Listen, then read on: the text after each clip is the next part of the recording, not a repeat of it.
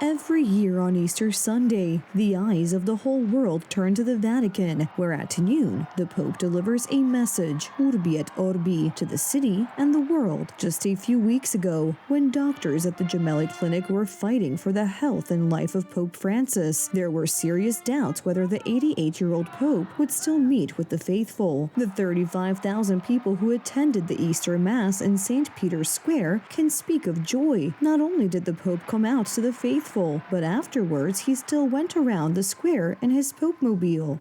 I would like us to have renewed hope that peace is possible. May the light of peace radiate from the Holy Tomb, from the Church of the Resurrection, where this year Easter is celebrated on the same day by Catholics and the Orthodox, to the entire Holy Land and to the whole world.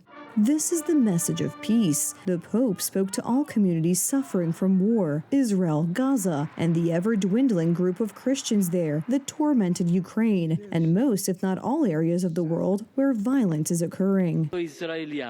Let us pray for the Christians in Lebanon and Syria, which is going through a difficult period of transition. May the entire Church and all Christians in the beloved Middle East remain constantly in our thoughts and prayers. Let us also mention the particularly difficult situation of the people of Yemen, who are experiencing an ongoing humanitarian crisis due to the war. I urge everyone to seek solutions, not through violence, but through constructive dialogue. May the risen Christ give war-tormented Ukraine the gift of Easter peace. May he make all parties strive for a just and long-lasting peace.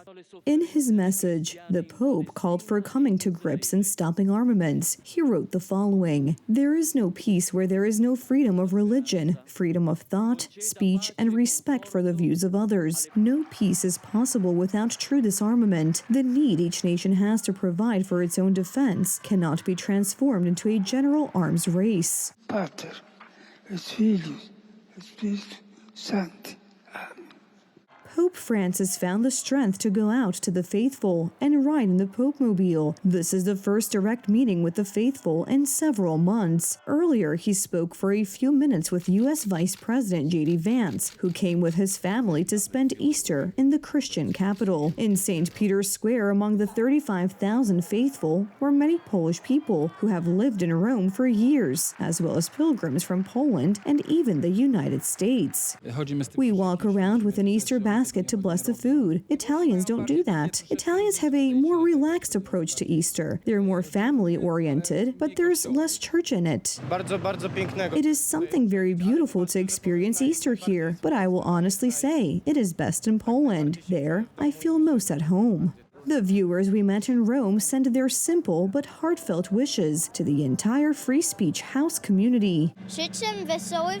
Happy Easter to America and Poland, from Marysia Tokiewicz. Rome celebrates the resurrection of the Lord and remembers the duty of Christians to bring to the world the hope brought by, in the words of Pope Francis, the most important event in human history. Vatican, Aleksander Wierzejski, Republika.